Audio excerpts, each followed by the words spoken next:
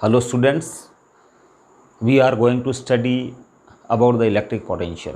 सबसे पहले हम इलेक्ट्रिक पोटेंशियल क्या है उसके बारे में डिस्कस करेंगे।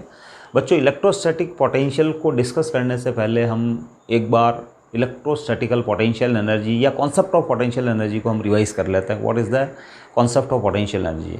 हमने क्लास 11th में डिस्कस किया कि conservative forces, a special type of forces, these are known as conservative forces.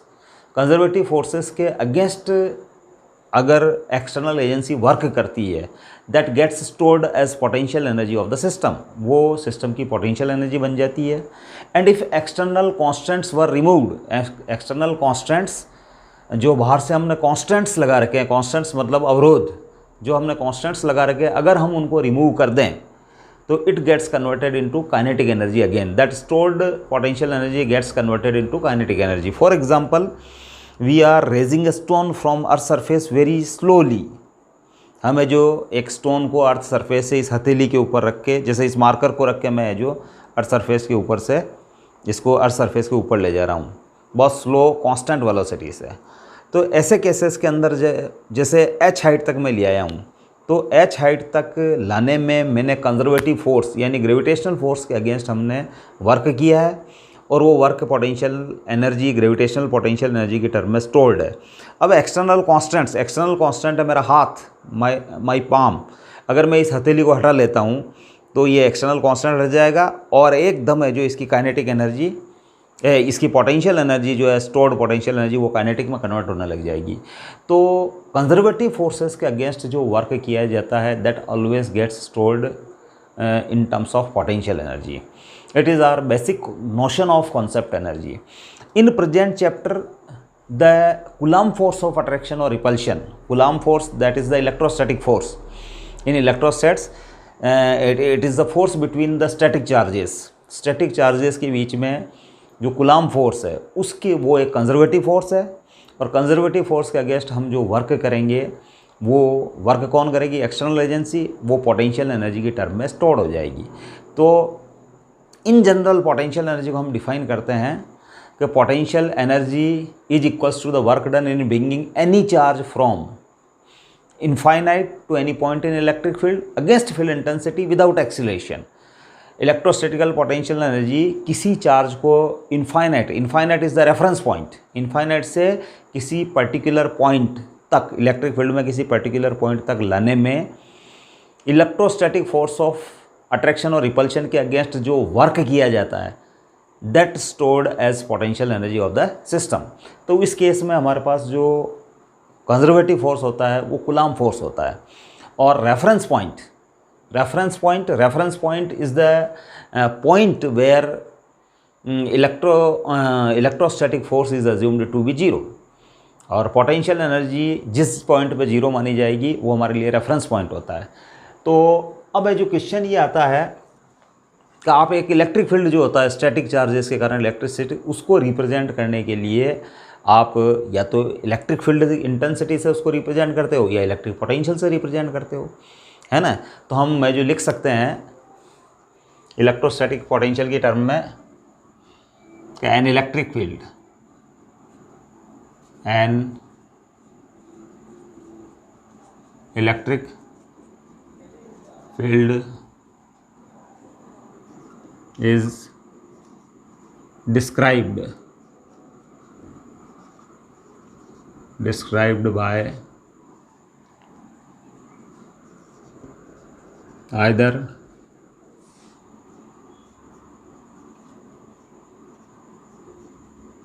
electric field intensity vector E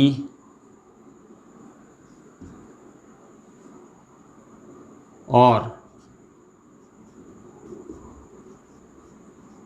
electric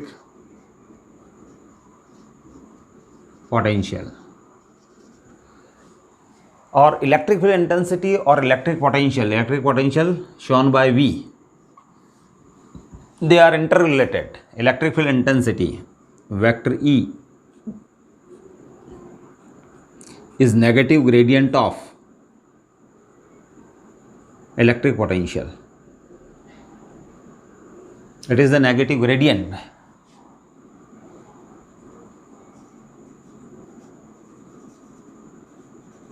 Gradient. It is the gradient. Gradient एक ऑपरेटर है. It is the operator which converts a scalar into vector. ये एक operator है gradient. Gradient is the operator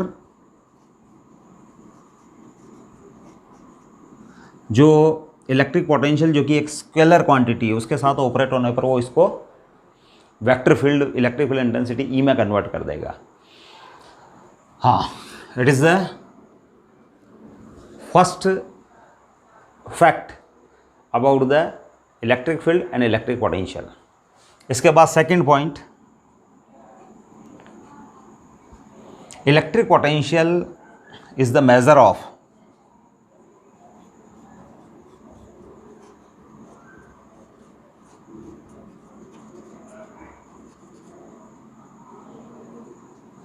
potential is the measure of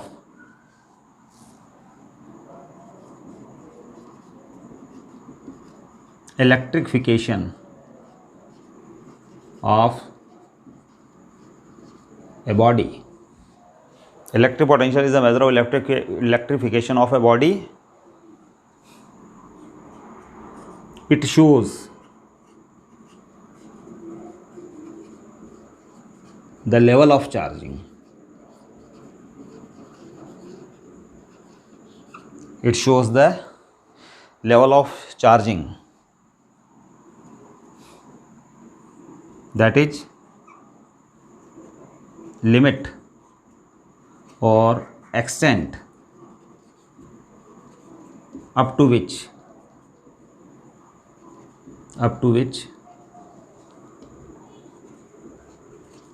a body is charged. Electric potential क्या बताता है? Level of charging को बताता है. अगर आपको इलेक्ट्रिक पोटेंशियल की कॉन्सेप्ट को हमको समझना है तो हम इस टाइप से भी समझ सकते हैं. Let we have a container. हमारे पास एक कंटेनर है. अब जो हम इसके अंदर है जो वाटर डालते हैं, पानी जैसे, तो इसके अंदर वाटर लेवल इंक्रीज होता है.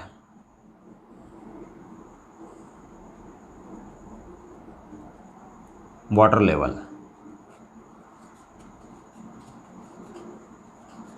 Level 1, level 2, level 3. इसी टाइप से अगर कोई बॉडी है, conducting body, it is the conductor. अब इसको हम चार्ज देंगे तो कंडक्टर को है जो ऑन चार्जिंग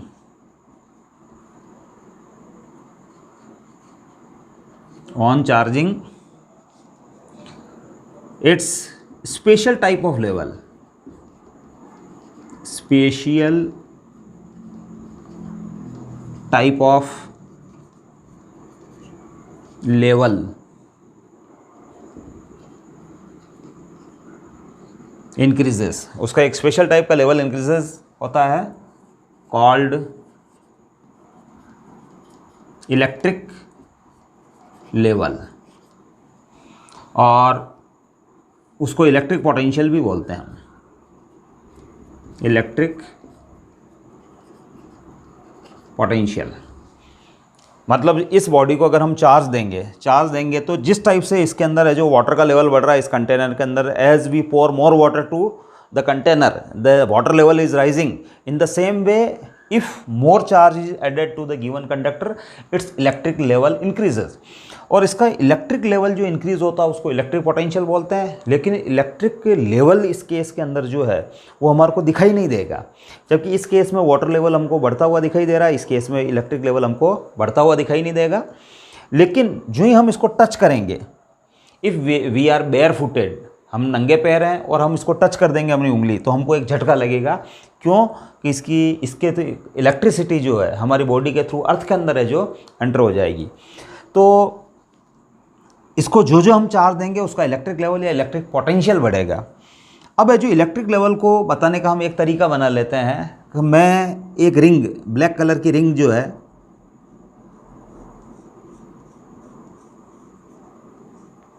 इससे इससे इलेक्ट्रिक लेवल को बता रहा हूं। इस रिंग की जो विड्थ है, it shows the level of charging और इलेक्ट्रिक पोटेंशियल। अब जैसे मेरे पास एक दूसरी रिंग है ना, ये रिंग, अगर है जो मैं जो रिंग की ये ब्लैक वाली रिंग जो इसकी विड्थ अगर बढ़ा देता हूँ, सेम रिंग,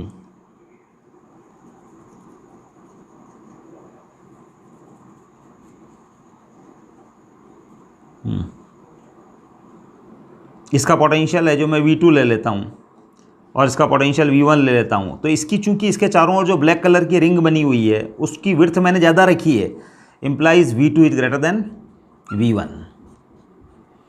मतलब आप जब किसी कंडक्टर को, ये कंडक्टर सॉलिड कंडक्टर और होलो कंडक्टर है, ये इट इज़ अ कंडक्टर, ये कंडक्टर है सॉलिड कंडक्टर, आपने इसको चार्ज दिया तो इसका इलेक्ट्रिक लेवल बढ़ा, इलेक्ट्रिक लेवल को इलेक्ट्रिक पोटेंशियल बोलते हैं। और चूंकि आपने स्मॉल स्टार्टिंग में चार्ज कम दिया है तो इसका इलेक्ट्रिक लेवल यानी इस रिंग की विड्थ जो है वो इलेक्ट्रिक पोटेंशियल को बताती है, तो इलेक्ट्रिक पोटेंशियल भी कम है। लेकिन जब आपने ज़्यादा चार्ज दे दिया तो इसकी विड्थ बढ़ गई, इसका मतलब इसका इलेक्ट्रिक पोटेंशियल बढ़ गया। इसका मतलब इस जो ब्लैक कलर की जो सराउंडिंग रिंग में बना रहा हूँ, it is the way of showing the level of charging, यानी ये रिंग की विड्थ केवल इस बात को बता रही है कि इसका इलेक्ट्रिक पोटेंशियल ज़्यादा है। और ठीक इसी तरीके से जैसे इसके अंदर वाटर लेवल, फर्स्ट लेवल ये था, सेकंड लेवल ये था, थर्ड लेवल था, तो इसमें वाटर लेवल बढ़ रहा है तो इसके अंदर है जो इलेक्ट्रिक पोटेंशियल बढ़ रहा है, ऑब्जेक्ट वही है और इसका electric potential is increasing. Understand. अब क्या होता है कि जैसे मैं इस कंटेनर को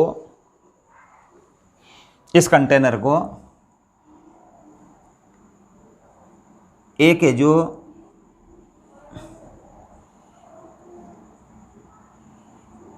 दूसरे कंटेनर से जोड़ देता हूं, जिसके अंदर वाटर लेवल कम है, और एक ट्यूब से जोड़ता हूं। इनिशियली एक ट्यूब से मैंने जो इनको जोड़ दिया है, तो ध्यान रखना कि इनके अंदर है जो फाइनल लेवल जो है वो क्या हो जाएगा, एक common level they will attend A common level. इसके अंदर है जो ये कॉमन लेवल हो जाएगा, मतलब इसका लेवल बढ़ जाएगा और इसका लेवल जो ज़्यादा था वो कम हो जाएगा। It will attend A common level, ये कॉमन लेवल हो जाएगा। तो अगर ये हम दो कंडक्टर ले लें, जैसे एक ये कंडक्टर ए और ये कंडक्टर बी। अब है जो इसका इलेक्ट्रिक लेवल V1, इसका electric level V2, electric potentials, and if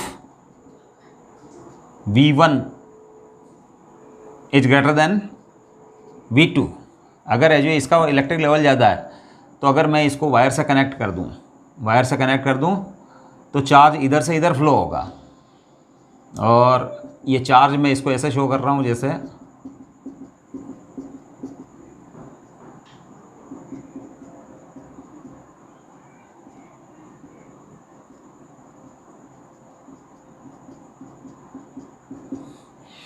अब है जो चार्ज इस कंडक्टर से इस कंडक्टर की और फ्लो होगा, because V1 is greater than V2 and the flow of charge will stop when V1 equals to V2। जब दोनों का पोटेंशियल सेम हो जाएगा तो फिर ध्यान रखना कि जो उनके बीच में चार्जेस का फ्लो है जो क्या हो जाएगा, स्टॉप हो जाएगा।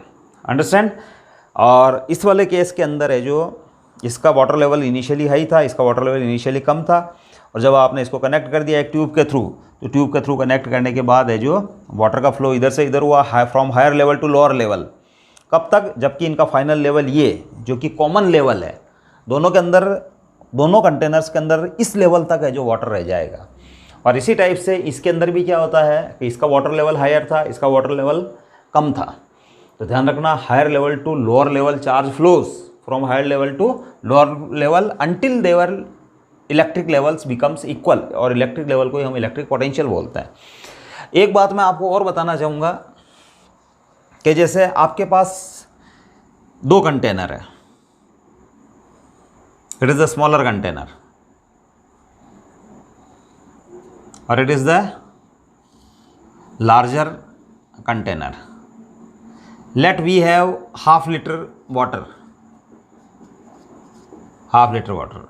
अब चूंकि ये बड़ा कंटेनर है तो हाफ लीटर वाटर से जो इसका लेवल है जो इतना ही बनता है।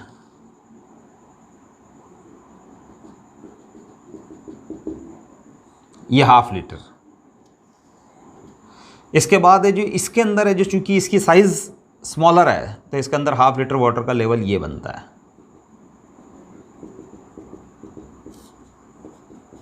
Half litre.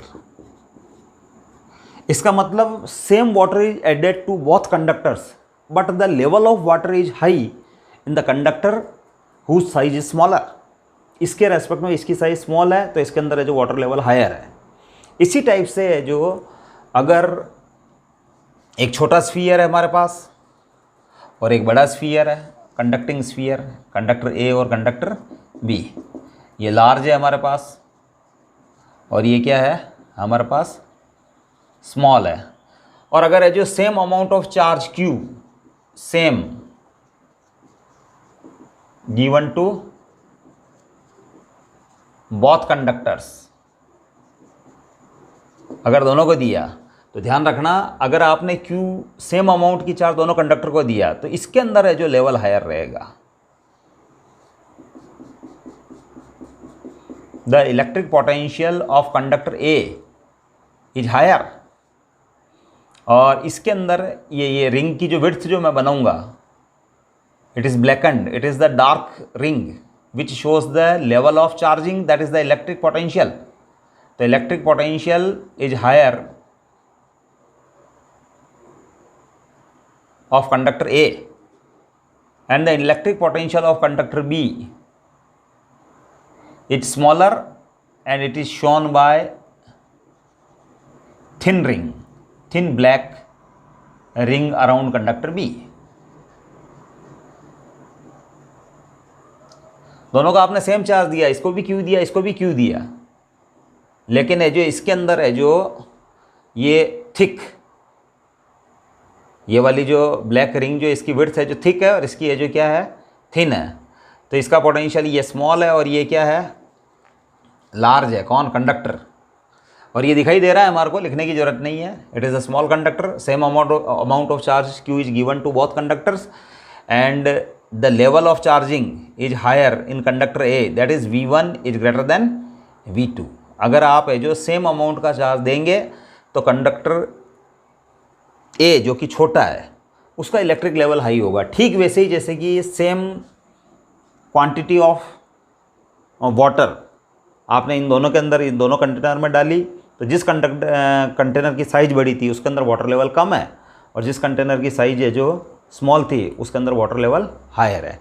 तो this is about the electric potential. Electric potential क्या है कि it shows the level of charging of conducting bodies, वो है जो लेवल ऑफ चार्जिंग को बताता है।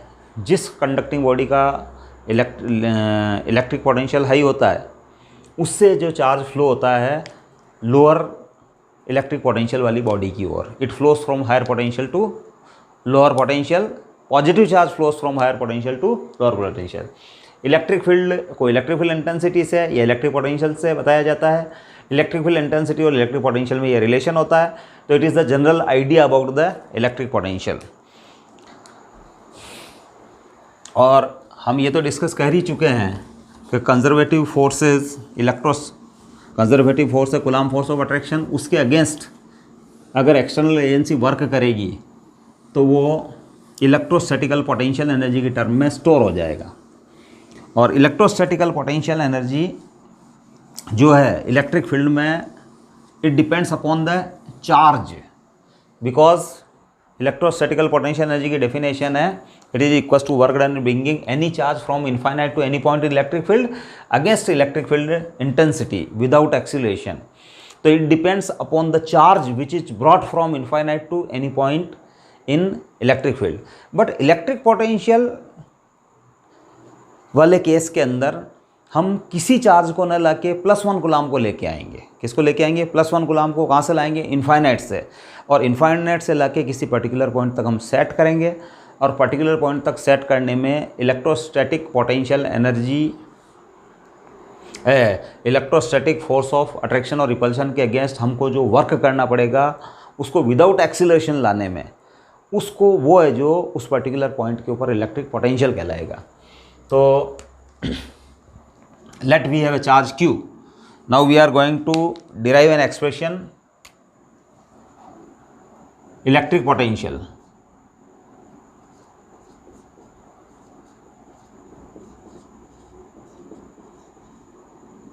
Potential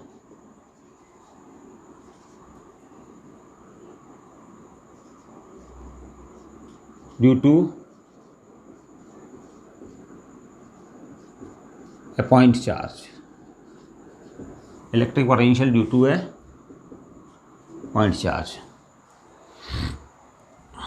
Let we have a source charge q. हमारे पास एक सोर्स चार्ज q है और इसके इलेक्ट्रिक फील्ड को हम शो कर रहे हैं इलेक्ट्रिक फील्ड लाइन से।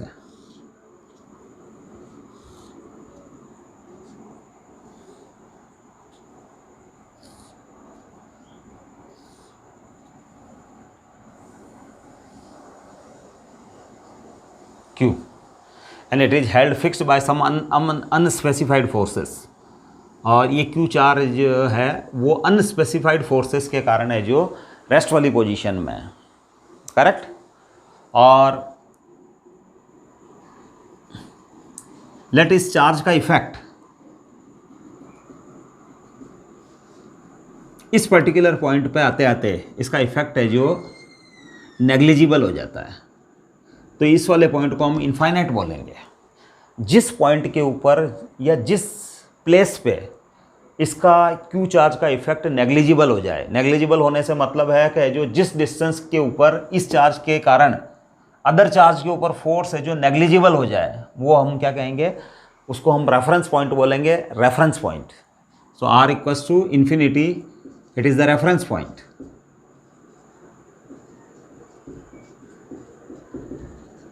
Reference point. अब रेफरेंस पॉइंट से हमें जो किसी Q0 चार्ज को हम लेके आएंगे और Q0 चार्ज को इस पॉइंट P पे सेट करेंगे। P पॉइंट को हम सेट करेंगे। P पॉइंट की Q चार्ज से डिस्टेंस है स्मॉल r। P पॉइंट की स्मॉल q चार्ज से डिस्टेंस जो है वो स्मॉल r है। अंडरस्टैंड? अब है जो सबसे पहले हम क्या करते हैं कैलकुलेशन करने के लिए, का माना कि कोई Q0 चार्ज है जो इस प्लेस के ऊपर पड़ा हुआ है, इस P पॉइंट के ऊपर Q0 चार्ज पड़ा हुआ है। तो इसके ऊपर जो कूलाम फोर्स लग रहा है वो लग रहा है Q0 r² और r²। इस डायरेक्शन में इसके ऊपर है जो कूलाम फोर्स लग रहा है। इस Q सोर्स चार्ज के कारण इस Q0 चार्ज के ऊपर जो फोर्स लग रहा है वो इस डायरेक्शन में लग रहा है, r²। r² is the this direction, it is the direction r²। इस और है जो इसके ऊपर फोर्स लग रहा है। अब है जो इसको क्लोज पॉइंट Q तक ले जाना है without acceleration. Close point Q और P से Q तक की है जो डिस्टेंस है वो dr है, it is the dr P से Q। और P and Q are close points, ठीक है ना। और आपको विदाउट एक्सीलरेशन ले जाना है, तो विदाउट एक्सीलरेशन P से Q तक ले जाने के लिए आपको एक फोर्स इस डायरेक्शन में लगा के रखना पड़ेगा, it is the F external और ये it is the F electric. और इनके बीच में 180 डिग्री का एंगल, और F external must be equals to equal and opposite of F electric, plus Q naught charge को पी से क्यू तक स्मॉल डिस्प्लेसमेंट डी आर देने के लिए विदाउट एक्सीलरेशन ले जाना है आपको। तो आपको क्या करना पड़ेगा, इसके ऊपर जो ऑलरेडी जो कूलाम फोर्स वर्क कर रहा है टुवर्ड्स राइट साइड, उसके इक्वल एक फोर्स आपको लगा के रखना पड़ेगा, that is the F external, जो आपके कूलाम फोर्स को काउंटर बैलेंस करे, इक्वल और अपोजिट रहे। अंडरस्टैंड? तो ऐसे केसेस में उसके ऊपर नेट फोर्स जीरो हो जाएगा, नेट फोर्स जीरो होने से उसका एक्सीलरेशन जीरो हो जाएगा। तो small work done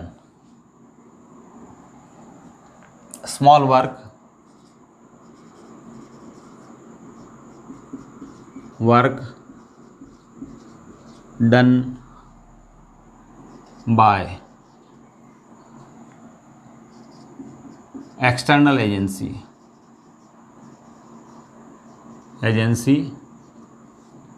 in moving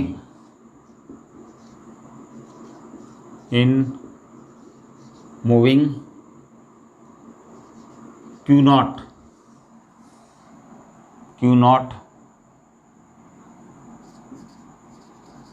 charge from P to Q equals to dr without acceleration, without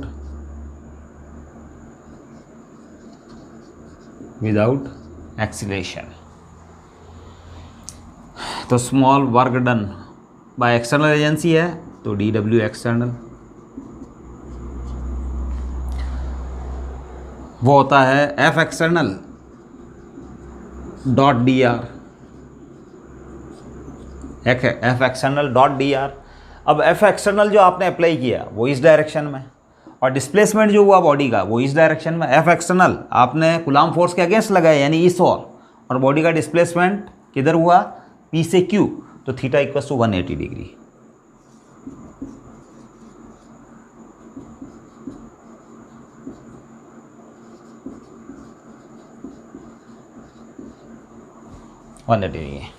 तो ये हो जाएगा आपके लिए minus F external D R. But इस जगह से एफ एक्सटर्नल और एफ इलेक्ट्रिक इक्वल और अपोजिट है, यानी उनके मैग्नीट्यूड्स तो सेम है, डायरेक्शन अपोजिट। इलेक्ट्रिक फोर्स यानी कूलाम फोर्स की डायरेक्शन इधर है और एक्सटर्नल फोर्स की डायरेक्शन इधर है। तो मैं एफ एक्सटर्नल के प्लेस पे कूलाम फोर्स यानी एफ ई पुट कर सकता हूँ। तो D W external equals to minus F electric और डी आर, और एफ इलेक्ट्रिक जो है वो है minus K Q naught R square D R, F E D R. अब मैं इसको इंटीग्रेट करूँगा, ये विदाउट एक्सीलरेशन मूव करवाने के लिए एक्सटर्नल एजेंसी द्वारा वर्क डन है। अब है जो मैं इसके अंदर है जो या फिर मैं एक काम और करता हूँ, लेट मैं एक पॉइंट ले लेता हूँ ए, इसका कोऑर्डिनेट है r1, इस क्यू सोर्स चार्ज से ए पॉइंट r1 डिस्टेंस पे है, और एक दूसरा पॉइंट ले लेता हूँ मैं b, वो है जो सोर्स चार्ज से r2 डिस्टेंस पे है। तो इसका मतलब work done in moving Q naught charge from A to B, A से बी तक क्यू नॉट चार्ज को मूव करवाने के लिए वर्क डन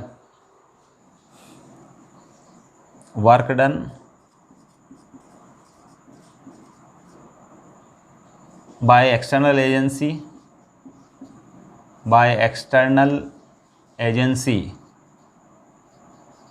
in moving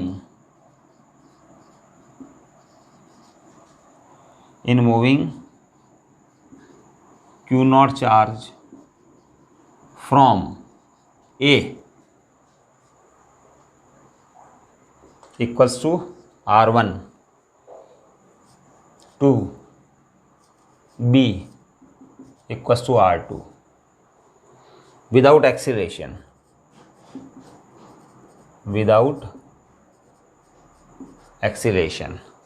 तो हमको इंटीग्रेट करना होगा, हम इसको इस टर्म को इंटीग्रेट करेंगे। तो इंटीग्रेट करेंगे और इंटीग्रेशन की लिमिट्स रहेगी K Q naught R square D R, और it is the limit from R1 to R2, R1 से R2 के बीच में हम इसको इंटीग्रेट करेंगे। और फिर है जो minus K Q naught R की power -2 + 1 it is R1 to R2। अब हम है जो W external equals to minus K Q naught और -1/R, और it is R1 to R2, और ये हो जाएगा minus K Q not -1/R2 -1/R1। इसके बाद ये माइनस वाला साइन भी अगर हम अंदर यूज़ कर लें तो ये हो जाएगा W external equals to K Q not 1/R2 -1/R1। It is the work done by external agency in bringing Q naught charge from infinite to point infinite. It is the work done in bringing Q naught charge from point A to point B against the field intensity। ये जो field intensity के against Q naught charge को A से B तक ले जाने में work done है। अब है जो हमारी डेफिनेशन जो बोलती है, हमारी डेफिनेशन उसके अंदर है जो हमारी डेफिनेशन में इलेक्ट्रिक पोटेंशियल को डिफाइन किया गया है, it is equals to work done in bringing a unit positive charge from infinite to any point in electric field against field intensity without acceleration, यानी +1 कूलम्ब को लाने में वर्क डन। सो इसके बाद मैं इधर कर रहा हूँ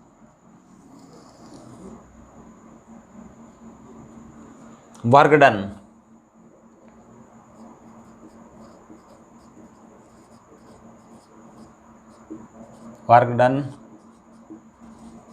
in bringing +1 coulomb from infinite to point P equals to R, from infinite to point P equals to R,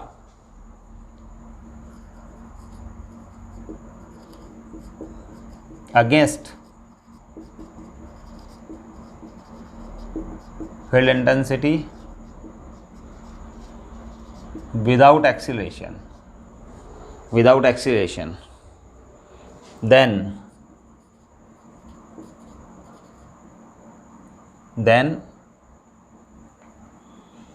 it is a W external by Q naught। Q naught हम है जो क्या करेंगे, इसके अपॉन में ले आएंगे, तो वो हो जाएगा के क्यू 1/R2 -1/R1। अब है जो पुट फर्स्ट पॉइंट आपका इनफाइनाइट, आप इनफाइनाइट से ला रहे हैं और R पॉइंट तक ला रहे हैं, तो put R1 equals to infinite, आपका फर्स्ट पॉइंट इनफाइनाइट है, and R2 final point is R। तो it is the W external divided by Q naught KQ 1/R -1/infinite। तो it is the work done in bringing unit positive charge।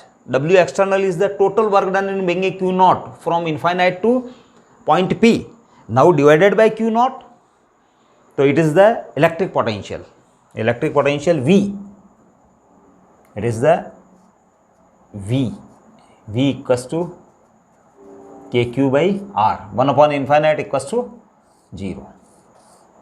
That is the electric potential. Electric potential depends upon the source charge and varies inversely proportional to R. V equals to K Q by R due to a point charge. Point charge के कारण electric potential का formula हमारे पास ये आता है. अगर हम इसको डिफाइन करना चाहें तो it is equals to work done. Electric potential is equals to work done in bringing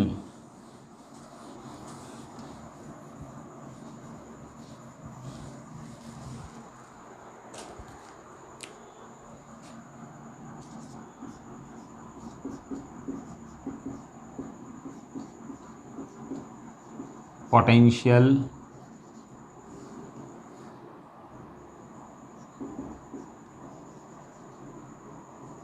is equals to work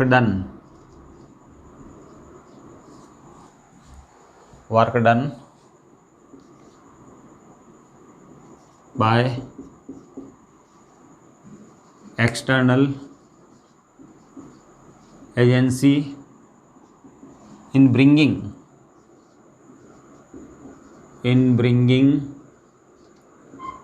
plus 1 coulomb from infinity to point to any point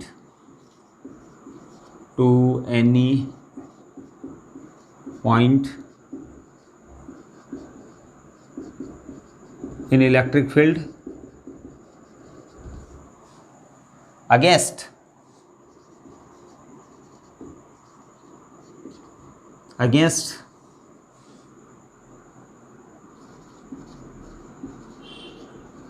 conservative field, that is electric field without acceleration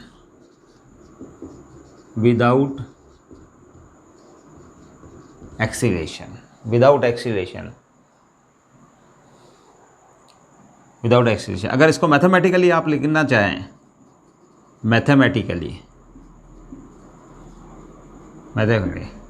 तो देखो,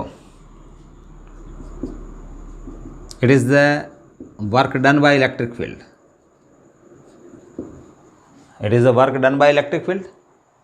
and अगर मैं minus लगा देता हूँ तो work done by external agency, because आपको without acceleration ले जाने के लिए इलेक्ट्रिक फील्ड के अगेंस्ट उतना का उतना ही आपको है जो फोर्स लगाना पड़ेगा एक्सटर्नल एजेंसी को. तो इसका मतलब अगर आप माइनस लगा देते हैं तो minus of F E,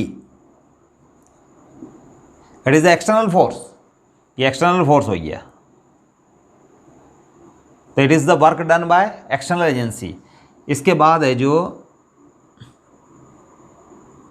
infinity से जो किसी पॉइंट आर तक लाने में वर्क डन जो भी करना पड़ेगा, W external, it is the electric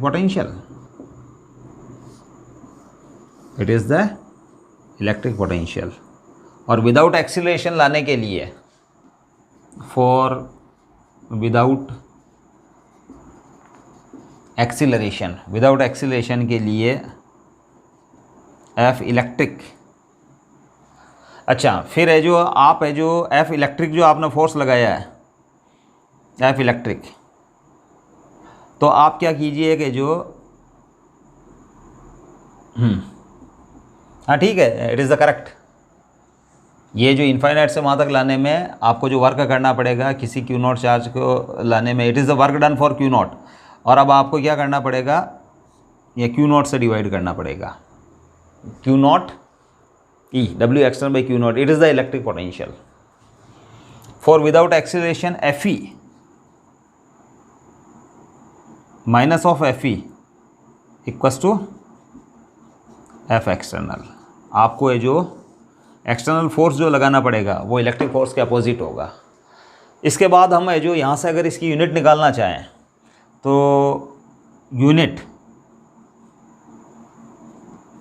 unit W external divided by Q not, और W एक्सटर्नल जूल में मेजर होगा और ये कूलाम में, तो जूल पर कूलाम दैट इज वोल्ट,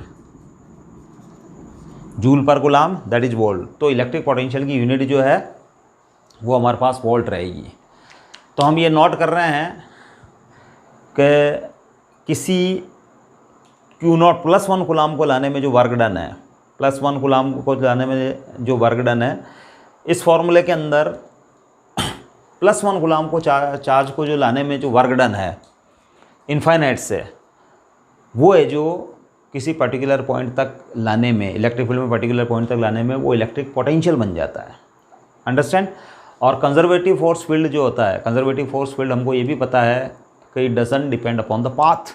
अगर आप इनफाइनाइट से ला रहे हैं, जैसे फॉर एग्जांपल इसकी इन्फिनिटी इधर थी, इट इज़ R = इन्फिनिटी। अब अगर मैं किसी Q नॉट चार्ज को मैं इस पाथ से लेके आऊँ, या फिर मैं इस पाथ से लेके आऊँ, या फिर मैं इस पाथ से लेके आऊँ, it doesn't matter, because conservative force, work done by conservative force is independent of path.